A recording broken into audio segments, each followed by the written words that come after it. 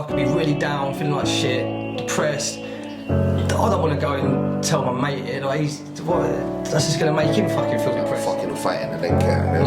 Fucking fighting. That's how I'm ending my night. Yeah. A lot of the times it was kind of blacking out, waking up either in somebody's bed or in a police cell. Invited to the house parties for a certain reason, but we'd show up, take over the house party, and then obviously if it all kicked, we'd go there for trouble. Yeah. If you were still on, you know, a lot of the drugs, the drink, and then you was having these thoughts, there's no doubt that you would have got a lot worse. I wouldn't be here. Yo, it's Fatz. I'm here with Josh, and Josh is going to talk to us about a bit of his past, a bit of his changing life, very similar to my own. Thank you for coming on, Josh. Yeah, no worries at all. Thank you for having me. No problem at all. So I got referred to you by a friend of mine, Kirsty. She said you had a similar past, like drink, drug abuse, the depression, very negative lifestyle. Do you want to tell us a little bit about that? Yeah, so obviously through my do you want me to go back to childhood or? Yeah, kind of where you first found drugs or you know. Oh, so that was probably when I was about 14.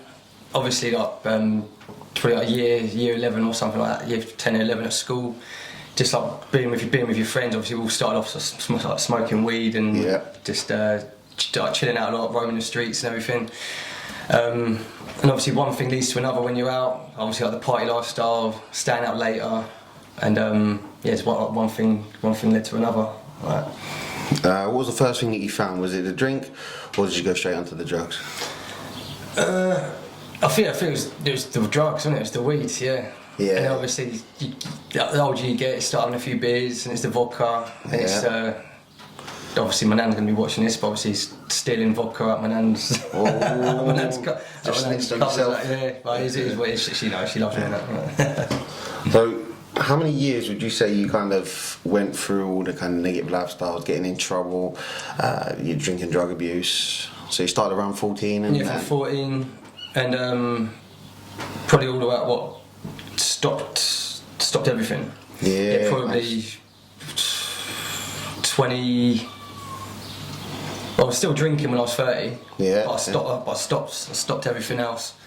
Stopped everything else, and so I was living that lifestyle for a good part of my teens and 20s. So when a lot of people come to me like, oh, you're so against drinking, you're so against drug facts, and I'm like, nah, man. I'm like, if you want to take drugs, good, have a good time. If you want to drink, have a drink, good, have a good time. The moment that your life starts going negative, the moment that your life starts going downhill, the moment you start lying about it, the moment you start hiding it, the moment you start calling in sick to work, you know, losing loads of money, losing friends, pissing people off, and you start attracting drama, that's when you know you've got an issue. There's people who can go out and do, you know, a couple of lines and they have a good night, and they probably won't do it for another month. Yeah.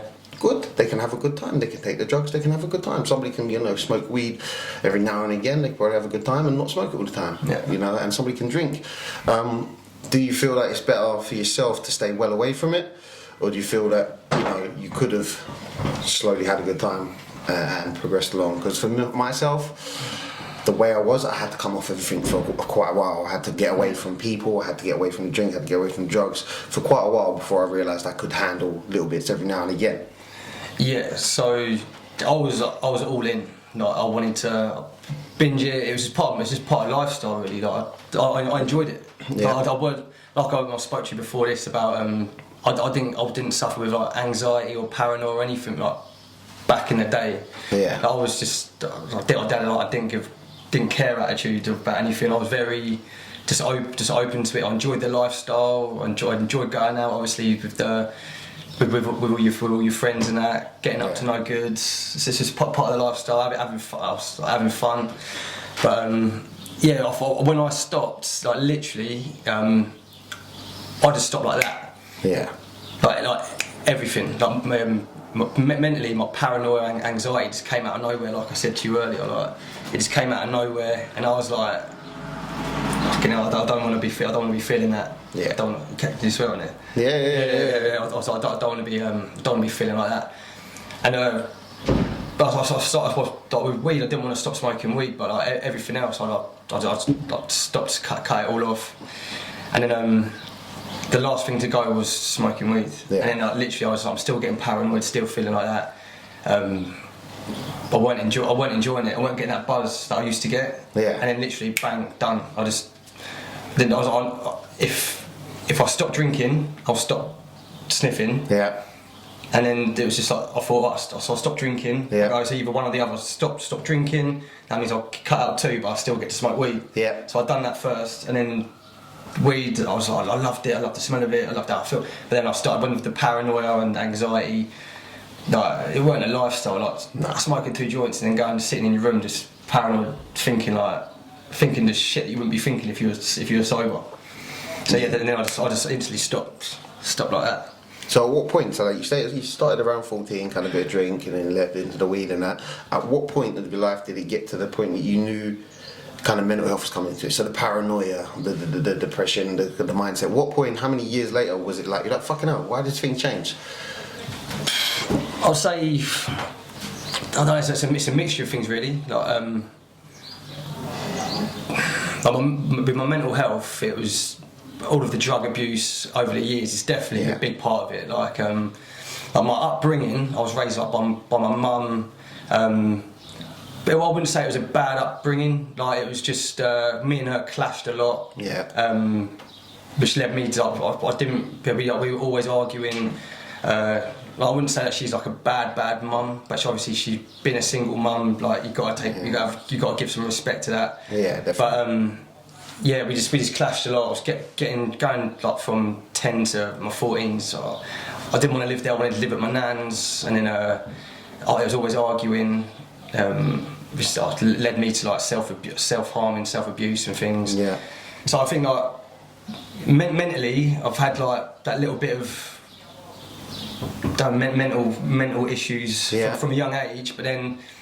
So is that before the drink and drugs? Yeah, that was before. That was before. And then when I moved to my nan's at the age of 14, I had like freedom. Yeah. Like, so I started like I don't know. I love living at my nan. I love my nan's house. Everyone loves my nan's house. Yeah. So that's where we all go, and it's just like. And then when I was 14, I got to move in there. Loved it there. Then at my nan's house, like my nan raised me, I say, but. My nan like gave me freedom, which I didn't really feel before. Yeah. I felt controlled before, and I know I was still a kid. Yeah. But it's still you feel it's nice having freedom. It is nice having freedom, and then. Is that why you think you kind of rebelled and kind of fought back because you didn't feel like you had that freedom before 14 and moving out? Yeah, I was just like there's little things that I just used to irritate me like when I was younger. And then obviously at school like. I was one of the lads at school. Then I went for a whole year at secondary school. A whole year I got bullied from I think it was like year 10. It's either year 10 to year 11 or year 9 to year 10. Yeah. But before then, I was one of the lads. But within like a year, one whole year, I got like severely bullied like, at school, and. That's where I found I could take a beating really. Because I used to get punched a lot. I had like paper clips stabbed through my hands, whacked over the head with like thesauruses and things. I look back at it and I think, like fucking hell. But yeah, it was just part of school really. Like it was just part of like it is what it is. Like yeah. Then after that, when I left school, I had like a group of friends that I started hanging around with. Yeah, and that's where like the bullying stopped really. Yeah. And then I started like getting myself back. I knew then I could stick up for myself. Plus I was having like I'd have a group of friends that would back it as well. Yeah. Rather than being like left standing alone like but then, like what I've learned in life now is that like back in the past the majority of people that you hang around with, like especially like there used to be like 30 or 40 of us hanging around with each other. Yeah. We weren't all friends. We're just associates. We just all like doing the same things. Yeah. Like your real friends. You when you hit 30, around 30s, I feel like now I know what a real friend is. Like now. Definitely. But all the way growing up through it, they're not your mates. So I know for a fact. Like I won't mention any names or anything. But I know for a fact that I've had. Mates sleep with my girlfriends in the past. Yeah, I've had mates 100% robbed from me. Yeah. But I wouldn't accuse them. But I'd know it was them. But I wouldn't. I'd just be like, look, it is it is what it is. What it is. But And you still call them a friend as well, which is the fucked up thing. A lot of us are like accepting it. You're like, yeah, they're my mate. No, they slept with your missus. No, but they're my mate. Yeah. They took your drugs. Yeah, they're my mate. Yeah. They took your shit. Like, I think a lot of the time we accept it because we've got the quantity rather than the quality. Yeah, 100%. Yeah, 100%. Someone left I did a video on the TikTok, I think it was yesterday or the day before, and two people, no, it was the one on Instagram, so Goldcast shared it, and two people from America said the same quote. And it was like, I'd rather have 4 quarters than 100 pennies. And I was like, oh shit. Yeah. So I'm guessing that's a quote in America that they use, and I was like, it's so true. I'd rather have those 4 real friends than 100 pennies. And it is about that quality friendship rather than the quantity friendship. Yeah. So going back to years ago, you kind of had a lot of people around you who will bring a little bit of drama. From going back to like, take it back to that school bit, like going from when I was like one of the lads to then all of a sudden having no one, like even my mates who I thought was my mates, that I had a group of mates that they weren't into fighting or anything, but they were my mates. Even they like didn't even want to be around me because of all of the bullying that I was getting. Yeah. So I literally, from 1 minute I had friends. Yeah. And then for a year I had fucking no one, and obviously all the shit that was going on at home with me and my mum, there was that. So like, I didn't want to be at home, I didn't want to be at school, I just wanted to be at my nan's. Yeah. But then I couldn't go to my nan's. I don't know the ins and outs of the reasons that I weren't allowed to go there, but so that was like, so mentally that's when I was like, I say self-harming, like I wasn't doing it to kill myself, I was doing it for more attention. Like I wanted to get attention, because I wanted someone just to clock on. I need help. So you wanted somebody to see the cuts of the scars? Yeah. Just be like, oh, what's up, I've still got lead, blue lead pens from where I stabbed pencils in my leg. And I used to bite loads of people, probably a few people, the people with me. So I used to bite myself to there's blood clots and things. And when I was getting hit and everything, I used to bite myself. There's one lad that I know that will be watching this at some point. Like he was one of them. Yeah. And I was actually there. He was in a science class, and I bit my hand, and I was all blood coming out of it. But that was that was my release. Rather than me lashing out, I used to hold it all in. Yeah. But and then when I got older, into my from 15, 16, 17, I started lashing out. Yeah. And all of the anger that was in, I started going, it feels good to let it out now. But then when I'm letting it out, sometimes you're letting it out for wrong reasons, so other people were getting hurt. I think that's what turns a lot of people towards lashing out or kind of the substance abuse, because they've held on to things so long that at some point you're going to break, at some point you're going to turn, and it's not going to be you. Like some people might just hurt themselves so long until they give up and commit suicide, or some people do lash out and they turn to the self-abuse, self-harm, drink, drugs, or like you say, the violence. So at what point did the violence come into your life, like the violence, the drama, the getting in trouble? I'd say 16 onwards really, we're just out and out and about. Everyone's we spoke about earlier, we grew up in the grime era. Like you were saying, now all the kids are growing up in the drill. Yeah. But we all listened to the same sort of music. Everyone was out robbing each other. I've been robbed. I've robbed other. We only robbed lads our age group that are doing this, living the same sort of lifestyle. But it's just one of the things. We weren't thinking that we're gangsters or anything like that. It was just what we were doing. I know some people do think they're gangsters, but I weren't thinking I'm a gangster. I was just out having fun really, and we wouldn't target old people or women. It was just literally strictly just people. We knew who we were targeting. Yeah. But I would say I was doing all that. Obviously, I got put on tag when I was 18. Yeah, I was on tag for 6 months, and then when I was 20, I went to jail. So I was 21. So I turned to jail when I turned 21 when I was in jail. Yeah. And then 30s. That's where the mental health. That's where the mental health really kicked in. But I'd say all that manifestation and all that stuff. I'm a big. I didn't know what it was back then, but when I look back, I wanted the lifestyle I was living in. I wanted the reputation. I wanted the group of friends I was hanging around. I wanted to hang around them. Yeah. I wanted to be a part. I used to I'd thrive. I loved the buzz and things like that. But then when you started feeling like certain people were turning against you, you're starting asking yourself, like, fuck me, are these actually even my mates? Yeah. And you're thinking, these people I'm with all the time, I'm like, I don't even feel like, I don't even think, they could turn on me like that, then who the fuck have I got?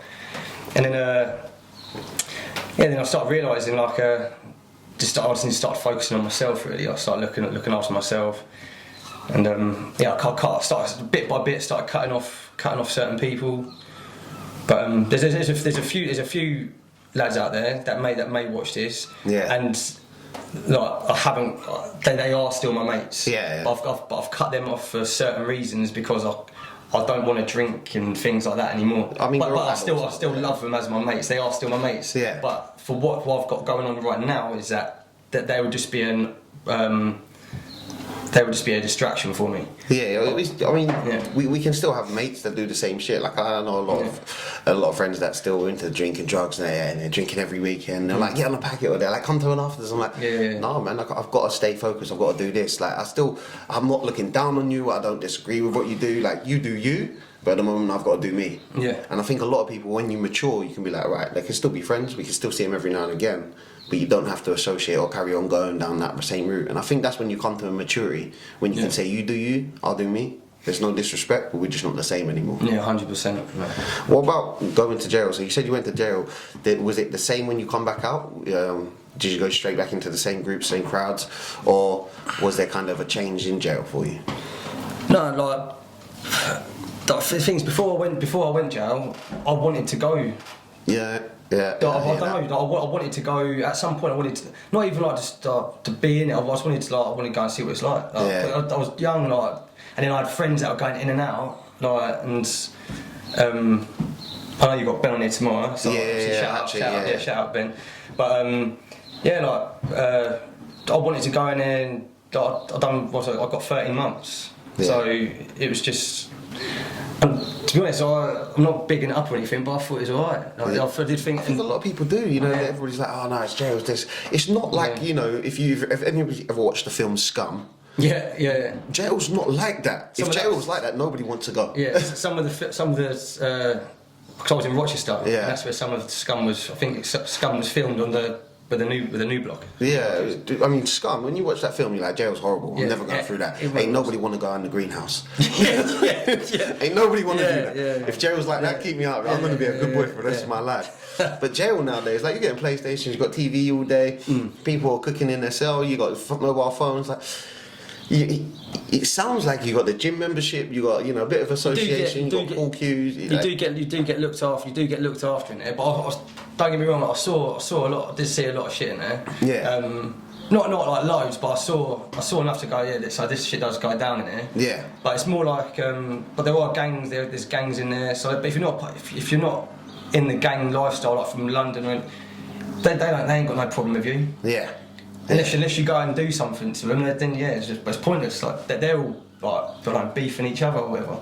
But, so you kind of go under the radar. You just come serving your time. Yeah, there's no point in fighting you because you're not going to get a rep or a reputation for doing another gang member in. Yeah, you'll be outnumbered in there, like 100%. Yeah, but with when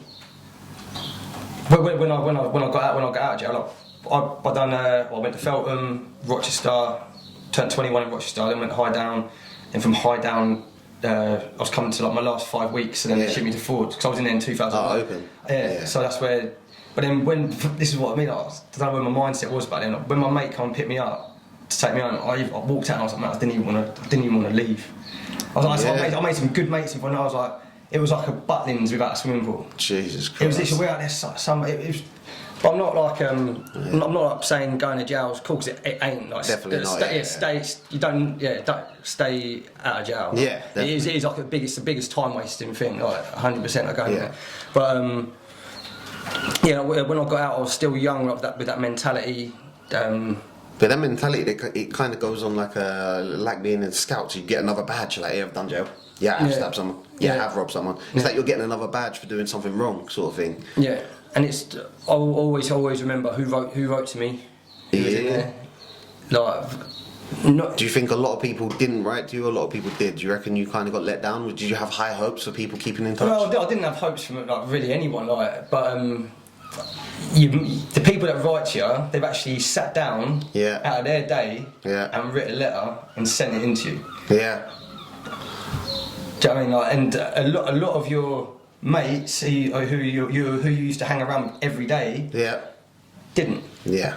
But then I wouldn't take that offensively. It didn't bother me, but it's just like, just thinking, nice one for the letters. Yeah. But you didn't get it. But like, I don't know. So talking about let's go back for a second. You say we was from the grime era. Yeah. So we was from the grime era. Do you think now this drill era, I feel when we was in the grime era, or back when everybody thought we could get in trouble, you know, it's a lot of drink, a lot of drugs, kind of a lot of madness, everybody kicking off each other's doors, everybody going nuts. I think a lot of it was fisticuffs, a lot of it was fighting in the street. Kind of you use things around you. You know, I heard of somebody getting bricked locally. I've heard a couple of stabbing, a hammer and that as I was growing up, and there was a lot of things like I used to carry around at one point a knuckle duster. I used to love my knuckle duster. I used to always take pictures with it. Kind of you're in that negative mindset. But because we're in the grime era, it wasn't as many knives. No. Nowadays, now we're in this kind of, a lot of the drill music, I think it's like, it kind of highlights knives in a good way, like there's a lot of knife crime. And knife crime's obviously always going up. Like I said to you earlier, I've been in 3 knife incidents working the doors. And I think more and more people are carrying knives. But do you think that comes down to like the music they listen to, or the influence through the media and the people around them? I don't know. This is like a tough question. I saw someone answer this sort of question the other day, and I wouldn't blame it on the music, because a lot of the music and everything, like they're just expressing. They're just talented artists. Yeah, very. And they're storytellers. Yeah, yeah. And the majority of like the rappers and everything, like they've come from that lifestyle. So they're only speaking the lifestyle they've come from. So they're not actually saying go out and do it. Yeah, yeah. Like it's just they're storytelling. Some rappers talk absolute shit. Yeah, definitely. And some of them ain't come from that lifestyle. But but there's a majority of them that are just literally just telling a story. They've come from. They've had a tough upbringing. That's all they've been around, and they're just putting down pen on paper like what they know. Yeah.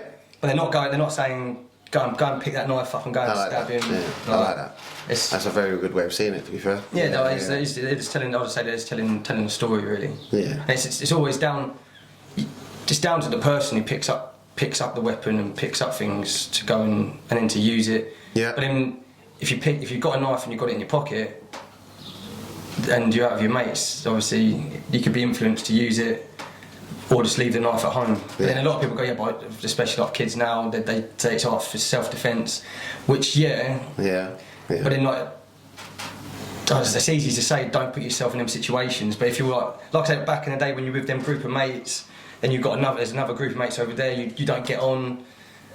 You got no choice, You're going to be in those situations. And the majority of the time, you all go to like the same club or the same, don't know, wherever the kids go out for fun fairs where people hang out and things like that. Everyone goes, if you're into the same sort of shit, you end up going to the same sort of places. Yeah. So that's why, rather than going, just don't go to them places, they're like, why shouldn't I go to them places? I want to go there. I like that sort of shit. But then that's what they'll be saying. Yeah. And then that's why you end up seeing all these like fights and gang wars and that. So was you involved in for myself, I was involved in a lot of kind of the violence, once I was drunk. Once I'd been on some substance or drunk, it was either fucking or fighting. I didn't care. It was either fucking or fighting. That's how I'm ending my night. Yeah. A lot of times it was kind of blacking out, waking up either in somebody's bed or in a police cell. I remember once I woke up in the police cell in Brighton, black eye in my boxers. I'd been drinking in Lewis, and then I woke up massive, couldn't see out of this eye. There was claret all over me, and I said, "The fuck am I?" And I was on the drunk cell, where they don't have the bed, it's just a mattress on the floor so you can't fall off. I rang the buzzer, I was like, where am I? And I thought I was still in Eastbourne. I was like, yeah, I'm good, I can walk home. And they was like, yeah, you're Brighton. I was like, where's my clothes? They was like, your clothes are in Lewis police station. I was like, what the fuck happened? But it turns out I just got violent. I got really, really violent. Drank, me and a couple of friends stole 2 bottles of vodka. got really, really drunk, blackout drunk, started arguing with people in Lewis, ended up getting beaten up by all these people in Lewis. 2 girls kicked my face in while I was on the floor. When the ambulance come to get me, I got violent with the ambulance, started attacking the ambulance itself, and then I got nicked. Do you think that you got into a lot of violent situations? Because I know Phil Chandler spoke about he's from the local area, lovely guy now, changed his life around. Boy, again, Ben Hatchett, another local lad, changed his life around. He was very violent as well. Do you reckon you was into the violence because of the drink of drugs as well? 100%, yeah. It was like, even if you're sober, but then when you're younger, I'd say a good percentage of the time you're fueled on some sort of substance or alcohol or whatever, and it's like, like I say, that is like the majority of the time when I used to get nicked, and I used to be in the cells every other weekend. Yeah, definitely. Like constantly. All the time. And you wake up and you'll think, the fuck have I done? So you're pressing a buzzer and you're asking what am I in here for? Yeah. You're just thinking, fucking hell, shit. But you get angry with the police as well? Was you angry with the authority as well? Yeah. Because I was all the time. I was like, fuck you gonna do? That was part of what you used to listen. Like, I used to get brainwashed from it all. Yeah. And like it was their fault. You're there. But I used to hate them. You know, really. Yeah, massively. Used to hate them. Like, I don't really want to say it. I like spat when they put the bag over here, like you spit the police. I've done all that, getting carried through. These are my younger years. Years, like not about that now. But back then I was very aggressive. Yeah. I don't even know why. Like, I just thought I liked being angry. It felt good. I felt good being angry back then. I think a lot of us got kind of like a victim mentality. Everybody's against us, police against us, security's against us. Anybody for authority, they're against us or looking down on us. That's how I felt all the time. And I was like, what the fuck are they looking at? Yeah, but you do get targeted by, like they do, not all of them, like not all the police and everything, but you do get some police that bring it on themselves. Yeah. Like you get the known. I'm not going to name any of them. Oh, power trippers. Yeah, they're going to be power trippers. They know who they are. That they've got the badge, or whatever. They got the jacket. Yeah. Like there's certain coppers around this, probably all areas. Yeah. That everyone knows that they're out to cause trouble. Yeah, definitely. I mean, you get it in all the industries. Somebody's going to have a power trip because you've got a bit of authority. Yeah. Like, being a doorman myself, I see a lot of doormen who, they get punched because they riled up the situation. You got punched because you got cheeky first. Yeah, there's a lot of doormen.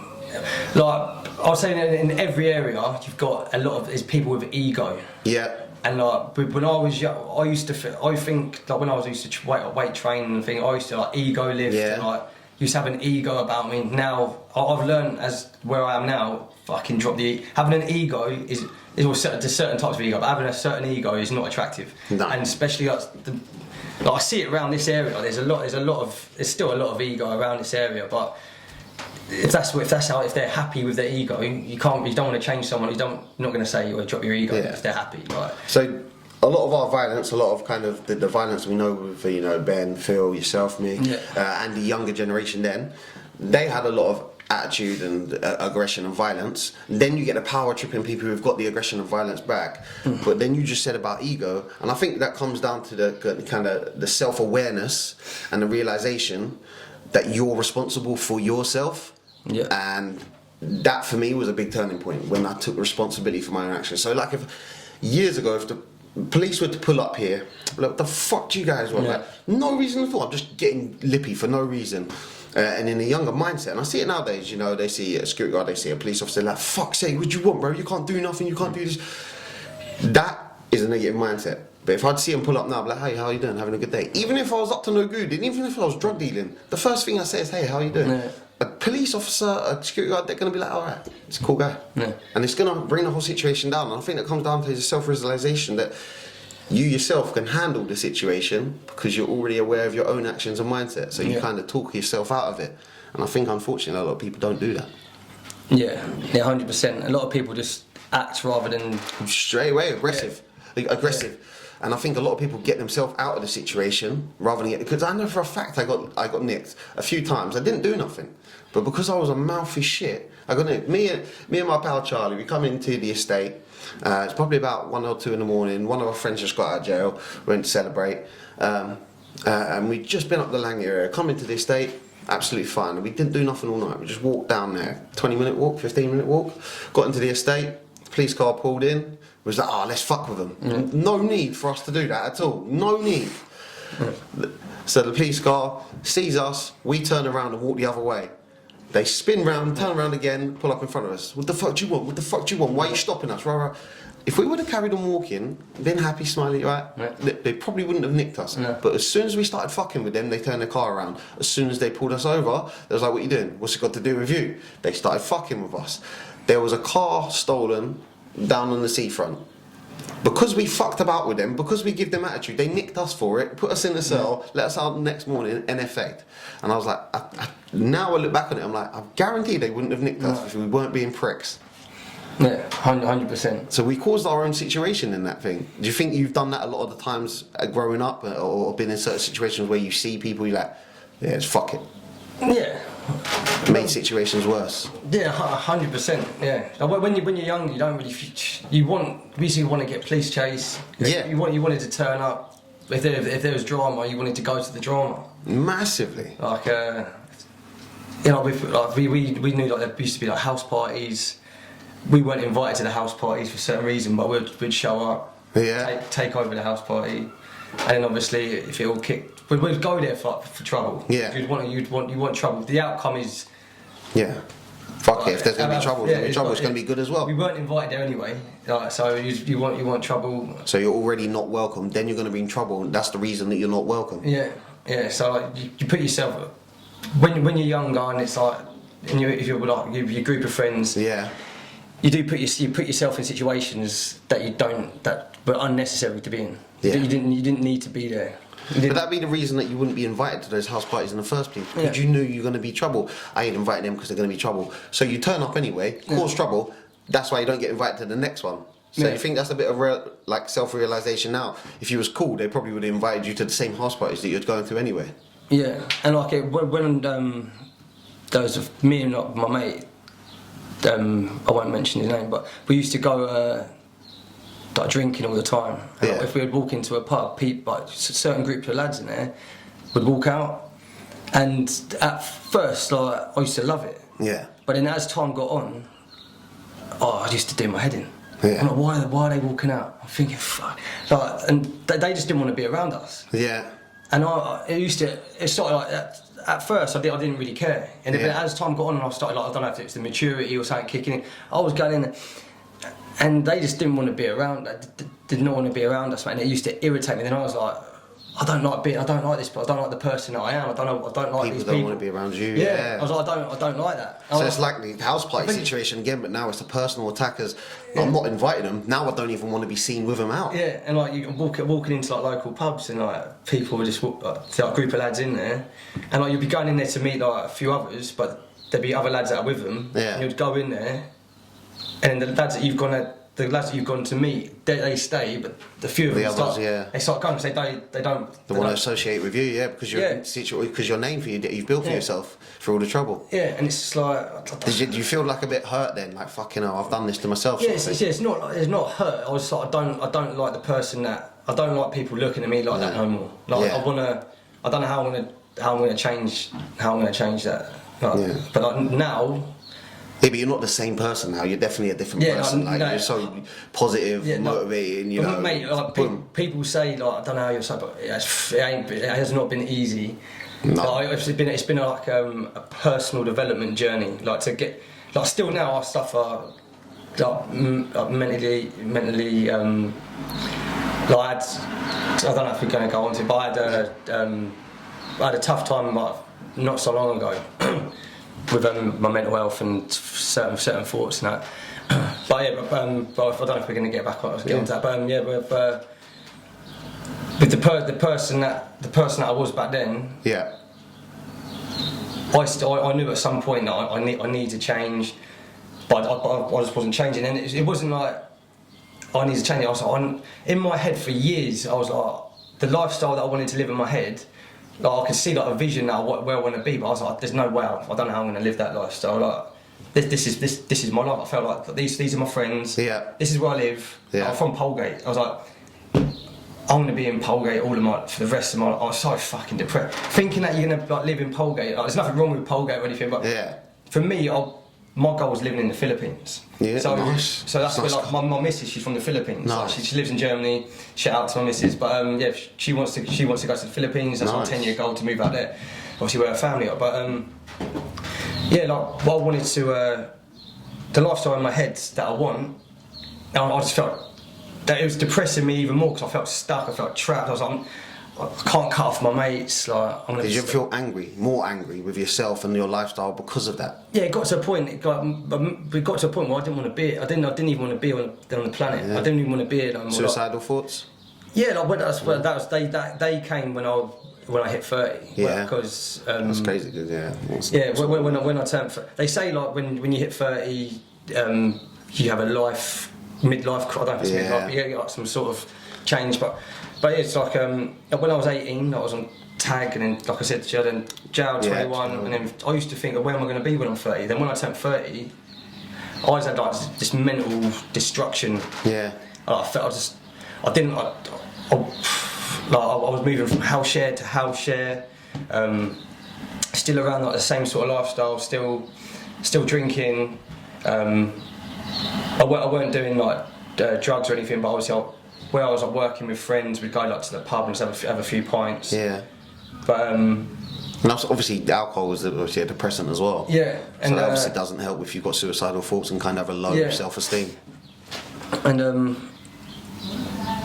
yeah, so when I hit 30, when I in my 30s, that's when there was like one morning. Oh, it was one evening that I cried myself to sleep, and then I woke up the next day crying as well. And then I just wanted to fucking, don't know. It went on for a few months. I was visualising just ending my life, like just crying daily. Yeah, like just not even. I won't say crying daily. Like I've broke down a few times. Like I broke down to my nan as well. Like I didn't even. That's like the last person I wanted to break down. But I was through like lockdown that period. I had to. But yeah, like I was going around visualising like hanging. Like I wanted to. I don't know. The thing that was worrying me is that I don't have a fucking clue why I was thinking these thoughts. But I've got my family. I've got my nan, my granddad, my dad, my mum, my auntie, all my little like, cousins and that. I've got a family that love me. Like I've got all that. But then, when you don't have a fucking clue why you're thinking these thoughts, it was that was disturbing me even more and getting me more worried. And then obviously. The huge amount of years of drug abuse has definitely obviously hit triggers in my head, and that's why I'm very big on like mental health and like trying to help people. Like, I don't do it for what's the word? I don't do it for sympathy. I used to hold it in, and then on that particular day where I woke up crying, that's when I rung up. I went on the internet to find I need to go to church. I need to go to church. So, and that's when I rang up. I got into contact with a church, St John's in Meads. Yeah. And I said to the vicar there, I was like, where I'm leading and the thoughts with the way the thoughts are leading my life. Yeah. I was like, it's a negative. I need to do something. I was like, I don't know what it is that you got to do to get into church. I was like, I don't fuck it. I was like, I need something. Yeah. Can I just come and meet you? And he goes, yeah, come Sunday, you meet me on the door. And Giles at the St John's Church met me there. And that's where my church journey sort of started. And then I went on like a alpha. That's very random, isn't it? The alpha course and got baptised and all that. Jesus. Yeah, but I was like, I needed it. Why did you turn to the church? A lot of people could turn to like mental health, like you got Samaritans, you got health and mind and stuff. I had health and mind. I had health. I had counselling, health and mind. But then that I had 7 weeks on a phone call, and then that stopped. So what made you turn towards kind of religion or church? I don't know. Like, through my younger years, I used to always go, like, I'm going to go to church one day. There's something about church that I don't know what it is. I don't know. I was like, I'm going to go. And when I was in Rochester, I went to church once, and that was just to write down a prayer and put it in a box to make sure my nan's okay. I didn't have a clue what would happen. And on that day, a fight kicked off in the church. That's where that's where the wings come together. And then I think like B&D wing and that was in, and then it all just kicked off. But that was like the first time I ever went to church there. But and I thought, and then obviously. Meeting Giles on the door that day, that was like the first day of my journey. I swear to God, like ever since I've started going there, getting around positive people, all I've attracted is positive people. But and like people like my old friends and everything. I told them not to message me. I won't go out drinking. I don't want to go out drinking no more. Like, I don't want to do all that. But I still had certain stuff going on in my life, and I'm not going to go into it because I do know that some people will be watching. But there's a few things still going on in my life, like negative things. Yeah. And it was either I was going to end up doing something fucking stupid, or I was going to end up getting out, or someone there. Yeah. But things were just. Things were still going, like there's still negative things going on, negative things going on in my life. And then church saved you? Well, no. That was what I'd say. What saved me was my best mate's brother rung him up saying that he's got work for us up in Leicester. So that was my get out. I was like, I need to get away from all this shit down here. So I was doing my head in. Right. And then I went up to Leicester, and I ended up staying up there for 9 months. Well, Jesus. Yeah, I loved it up there, and nice little break, new start sort of thing. Yeah, it was a fresh start. Loved it. Started doing like dry lining that up there. But then I thought, this is it. I can make it. But then I was still in construction. Fucking hated it. And then mental health again. Like, not using it as a fucking excuse. It's like I was just feeling like depressed, and I was like, this still ain't good enough. So I went to Thailand. I just did this for like a little, just to get away, to really have a bit of focus and see like where I can, what I actually want. How long was you in Thailand? Only a month, and then I came back and it was fucking lockdown, wasn't it? Yeah. And that's depressive, isn't it, itself? There's so many people who suffered when we was in lockdown because there was no socialising, there was no get out, because people couldn't go out drinking, people couldn't go out, a lot of people let off steam at the weekend, a lot of people can go to clubs and gyms and whatever your vice is to go out and do something. Some people go to restaurants, some people go for nice walks with friends. Lockdown destroyed a lot of people, I think, and the mental health just shot straight up for a lot of people. So when you come back from Thailand to lockdown, did you suffer then? But in a way, lockdown was a blessing to me. Yeah. But in another way, it was just shit, wasn't it? It was tough for. It was tough for everyone. Like especially like the old people as well. My nan, like they're worrying, panicking. Like it was just nuts. But I don't listen to I don't watch the news or read the paper.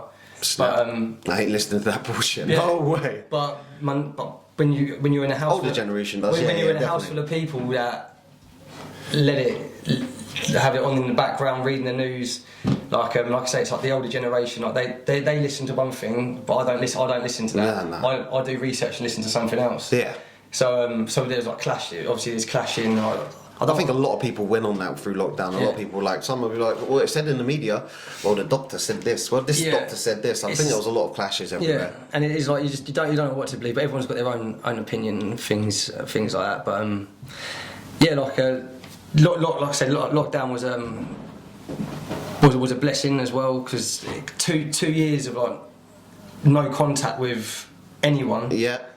Like that was like a fresh. That's like your silver lining through lockdown. After that, and through lockdown, I just started went on a huge personal development journey. Nice. And I suffered a few times through there, but not for long. Obviously, I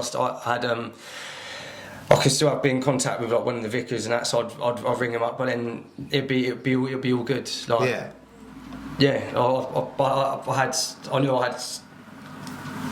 I knew I had someone who would listen. Like before, with mental health, a lot of people struggle to have someone that they can talk to that actually wants to listen. Yeah. Like, there's no point. I've got mates, like, and I could be really down, feeling like shit, depressed. I don't want to go and tell my mate it. Like, that's just going to make him fucking feel depressed. Like, and like, he don't want to listen to it. Like, I don't blame him. I don't want him to feel, fucking, I don't even want to be here no more. Like, I feel like shit. I just feel like fucking just trying to. Like, I've had a friend that obviously. I've had 2 friends that committed suicide. Yeah. And like, and I say, like, it's in a way like it's a horrible thing. But when I'm thinking it, I'm thinking of doing stupid shit as well. I can kind of relate to how they may have been feeling. But everyone's got their own problems, and everyone deals with it differently. Some people just deal with it better, or they can front it better, they can face it better. A lot of people who are suffering alone put on that fake smile anyway. Yeah, there's many times. Robin Williams was one of them. I always say, check on your mates who smile, or your happy friends are always happy. Check on them. Yeah. Because they will be the ones. Like, people say to me that, oh, Josh, you're so positive, and you're all this. Like, I wish I could be like. And I'll say to them, mate. The mornings, I literally, some mornings I fucking struggle. Yeah. I don't even want to get up. I don't even want to get. I feel drained. But then once I'm up and I'm moving, boom, I'm straight back in the session. Yeah. I'm alright. But like when I thought with the suicide, with the suicidal thoughts and things like that, that's that was just the shit. That was and it was scary as well. And I have. Like, I've done it. I don't even want to go into it. But yeah, like, I don't want to go into that. Yeah. So you just said like the depression, the suicidal thoughts, the mentality. Now, if you were still on, a lot of the drugs, the drink, and then you was having these thoughts, there's no doubt that you would have got a lot worse. Obviously. I wouldn't be here. Yeah. No, not. Because every time I used to do packet, or I was down, feeling low. Especially when you're on the come down, I always used to tell myself 72 hours, because I know it takes about 3 days to come out of your system. The next day you know that it's still in there a little bit, but it takes a lot longer for you to get liquids into you, the vitamins back into you, your happy hormones, your happy chemicals to go back up, because you've drained them. And all the time I'd be feeling depressed. I wouldn't leave the bed, I wouldn't even get out for a wash. I wouldn't get out for a wash. I'd just order a takeaway for the next 2 days. Wouldn't move, and I'd say to myself, 72 hours. But in my bed, I'm thinking, just kill yourself, just die. And I'm thinking to myself, should I just go take a load of tablets? Should I just go somewhere? I hate this, and it'd be a never-ending cycle. But like, get back on the bags, and you're back high again, and you're low again, and I always say to myself, 72 hours. But if I was as depressed as I was before, I don't think I would have survived. Like, if you're on so many substances, drink drugs, then you're with depression and suicidal thoughts, you're not going to last long, because you're going to be putting yourself into an early grave, because you can't battle that all the time, all that roller coaster of drinking drugs. Yeah. Like the best thing I've done, like, just literally just got off everything when I did, really. Like, even like now, like I don't even like drinking, because I know I can't do a hangover. Yeah. Like you could be drinking and go out and have, like, you think you're having a good time, but even like going out, like, we've done all that back in the day. Yeah. Let the youth come through and do it now. Like, people, I just don't see what it's all about. Eastbourne's not. It used to be obviously Eastbourne used to be lively when we was about. Yeah, I mean, Bolton Road was the one. Yeah, it was. Yeah. Bolton Road, Slater's was like my favourite. That was it. Like, that used to be. They used to be jam packed. Like, you couldn't drive a car down that road because there were so many people in the street. Yeah. Every single bar would be packed. You got free nightclubs you could go to. I mean, that's when it used to be really, really good. And I remember, you'd go out and you just have a good night, but it's not the same. No. And like now, things have changed. I think let the youth go through and enjoy it. But the best thing I've done was just stopped. Like, I feel being sober, being fresh, being in control of your thoughts. Like, if I'm hungover, I'm depressed the next day. I eat shit as well. Yeah. The following day, I'm depressed that I was hungover the day before. Yeah. And I was eating shit, which leads to like more shit. I'll say about 3 days I'm just feeling crap, and then after that I feel alright again. So I'm just like, it's pointless. So one night it's killed 3 days. Yeah. It's just like, and I all I want to do for me is just keep up here as positive as possible. Help others. Yeah. Help others with their if anyone else going through it, and just help people like health is the biggest wealth. Biggest form of wealth. 100%. So tell us more about that kind of mindset, because what I see now and what I understand from you is you went through the drink, the drugs, the violence, obviously the jail, and a very negative lifestyle like myself. And then as we get older, because I used to take drugs all the time and I'd be happy with it. I'd be on the coke every weekend. I used to love ecstasy. That would be my one, every Friday, Saturday night. But I never had a come down. I never had like a bad mindset. But as we get older, all of a sudden you get hit with like, what the fuck is this depression? Where does this come from? The anxiety as well. Where the fuck did that come from? But now you're kind of out of all that. You're into the Herbalife. You're helping people with fitness. You're helping with mindset. You're positive. You're progressive. You're doing more for people. How are you feeling now about yourself, about others, about life? I would say like how I'm feeling now, I'm the best I've ever felt. And that's like mentally, physically, and I say like the whole journey has just been one big personal development journey, and like I'm excited to like hit my 40s, but being able to focus on myself and get myself into like a positive mindset, and but the best shape of my life, and then being obviously I run a fit camp now, so like being able to like help others with their health and like make it fun for them as well. Rather than, a lot of people don't want to be going, like they say, going to the gym's boring and workouts, but at the fit camp, we make it fun. Everyone's getting results and seeing it, and it's just I'd love this because from where I was in like construction, I used to be like a hog carrier, bricklayer. Working Monday to Friday for the weekend for that paycheck, to go and spend all my money Friday, Saturday and Sunday, and then dread going to work Monday. Now I'm the opposite. Like Saturdays and Sundays, they're like my worst days of the week. I love Monday, Tuesday, Wednesday, Thursday, Friday now. So I used to hate Monday to Friday because I had to go to work, and I used to live for the weekend. Now I love the weekend, but they're like they're my boring days. I like being around my people now, Monday, Tuesday, Wednesday, Thursday, Friday, in a positive environment, positive community. Everyone's buzzing, everyone's happy, everyone's excited, everyone's just feeling great, and like I say, it's like that's negative. And that's positive. Like my dad was a bricklayer. My dad's a fucking good bricklayer. Like I say construction's in my family. My mum, she's a personal trainer. Well, she was a personal trainer. She was like the head of all the PTs at David Lloyd. But so now it's like kind of I've had it all in my So I tried one. Didn't really, mate. In this weather as well, you don't want to be on a building site and all that shit. It's graft as well. There's a lot of graft. And then, but doing what I'm doing now, like I've always been into like love keeping fit, love like. It's got to be rewarding though, knowing that you're helping somebody else achieve their kind of impact. Not just physical goals, but mentally they're going to be better, confidence-wise. Yeah, the majority of people come, and like when they turn up, they've got like a frown on their face. They're nervous. They're anxieties. Like they're suffering. You can see it, and they just feel shit. And they want to lose weight, or they want to gain healthy weight. Everyone's got different goals and different reasons and why they want your help. And yes, the reward from helping them after each week, you're seeing this different person come out of them. More the confidence is like the big thing. Like you see them getting being more confident, they're more happy. Like the anxiety of turning up to the fit camp when they're all nervous. Now they're greeting new people coming to the fit camp. They're one of the girls, one of the lads.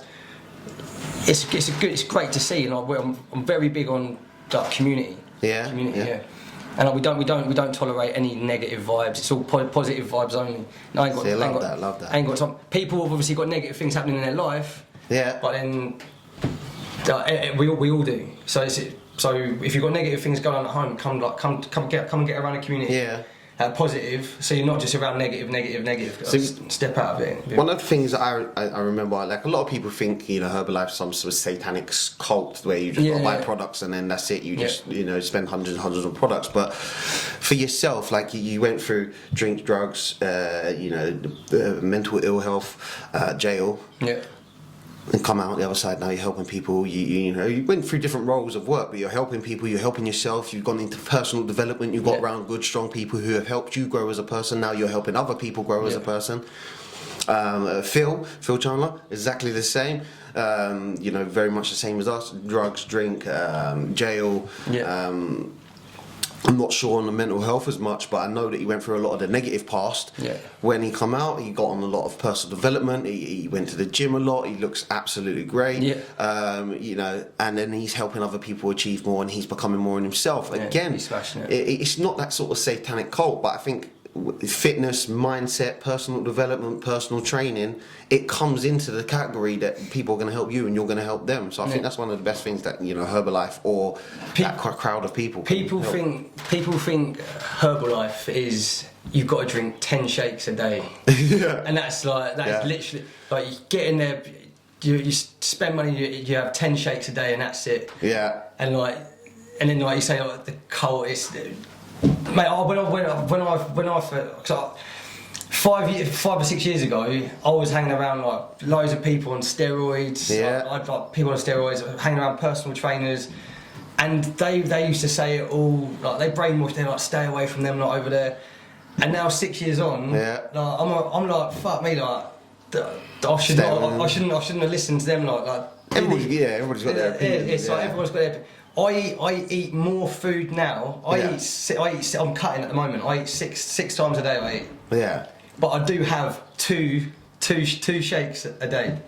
2 shakes a day. But I eat whole food. And it's not like a shake, like it's not a sacrificial lamb or anything. It's just like a good healthy shake, like everybody else gets. Like with the shake, it's not like a protein. Like it's not a protein shake. It's like it's highly like nutritious. It's got everything that you would get from a healthy meal. Is just in the shake. And you're having that around your normal shakes and you're feeling great from it. That's literally it. And so, with the shakes, they're 200 calories. The meal could be 450 calories. Hence the reason, like it's the same nutrition, just less calories. That's literally. That's it. So I know you're helping a lot of people, and I know you're a lot more positive nowadays. You can tell that you're thriving. You're shining a lot more.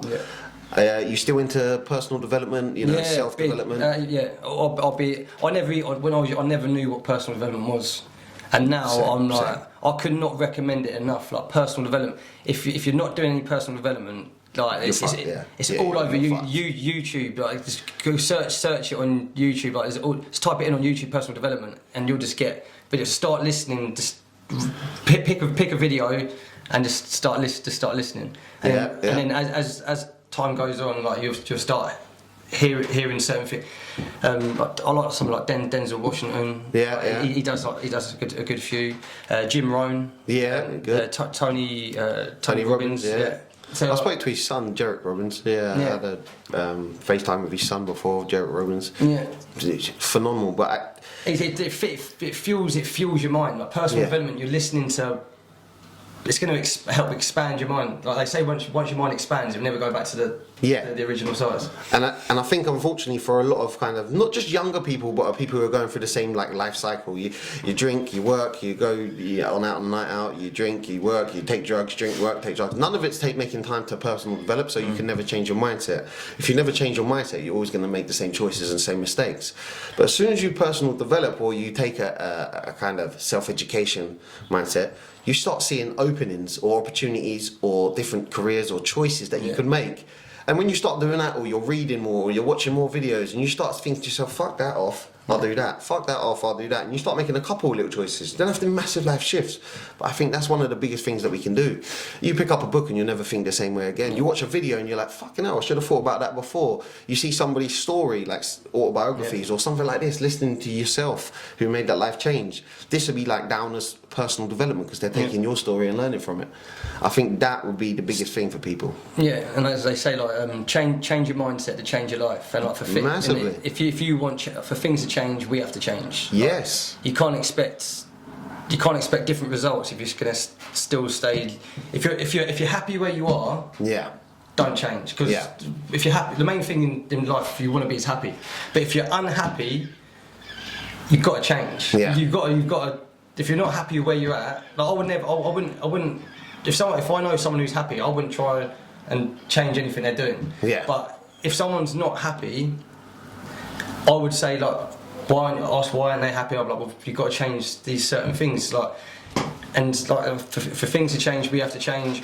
I needed to change. I needed to cut off from negative people. I needed to change my surroundings. I had to cut off certain family members. Yeah.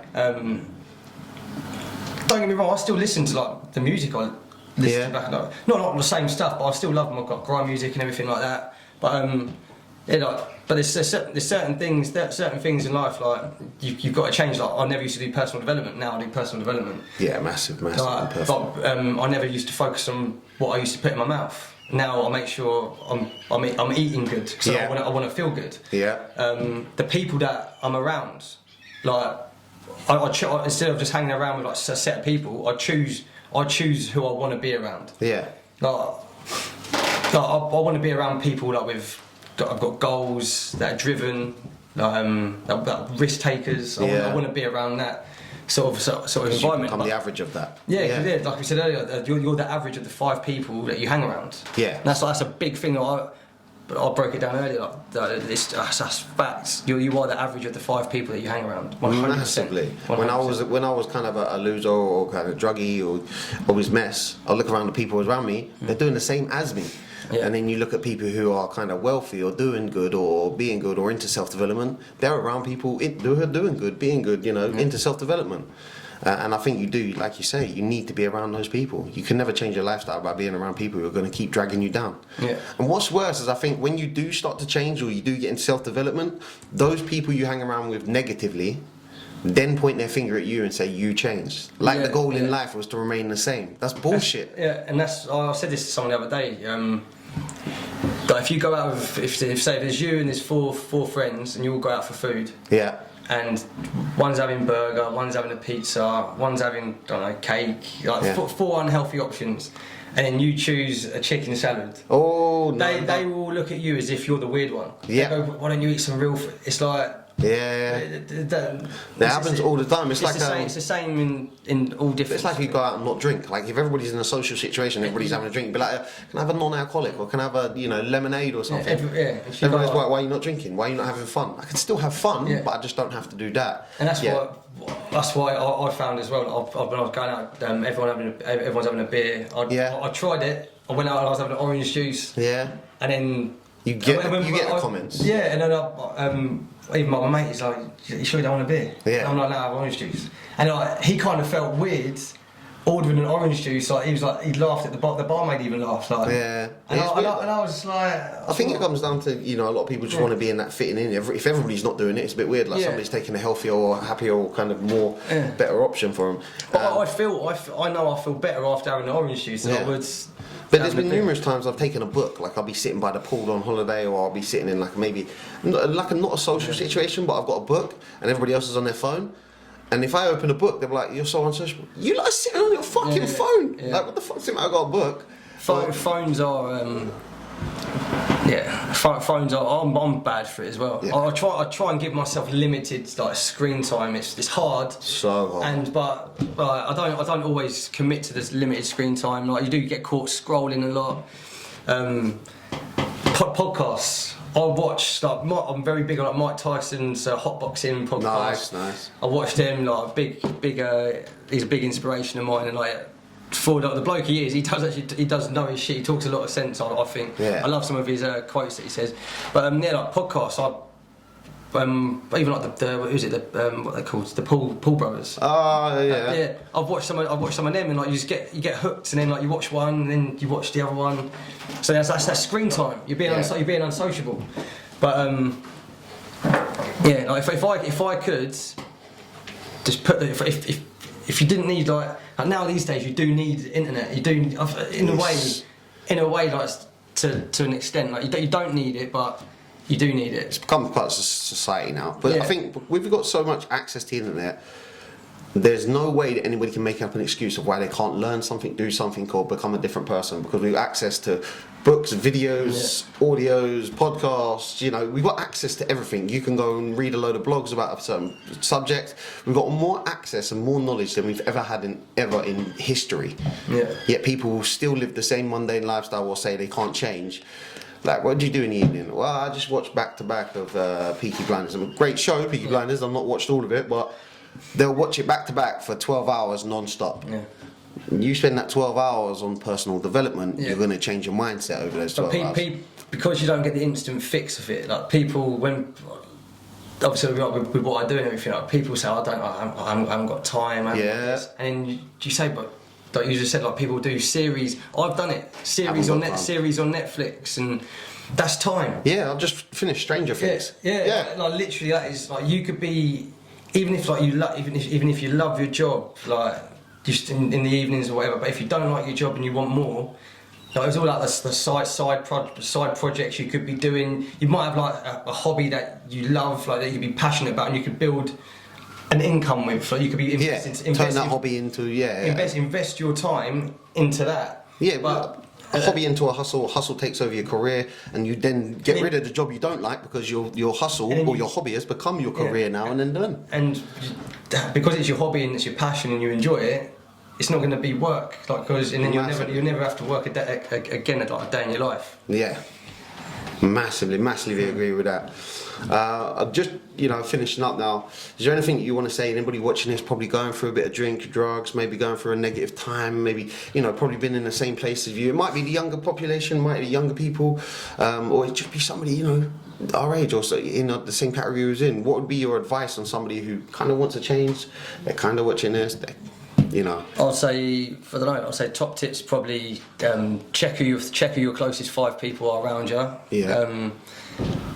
Like they might be your mates, but are they anchors? Yeah. Are they holding you back from moving forward towards your goals? Don't get caught up living their life. Yeah. Like if you don't want that life, like I was there. I was living a few of my friends' lifestyles rather than following my dreams and breaking away and living my life. I'd say if you are suffering with mental health, reach out. Like you can even if you don't know each other, you can reach out to me or whatever. I'm good at listening. I'm open to speak about mental health with anyone.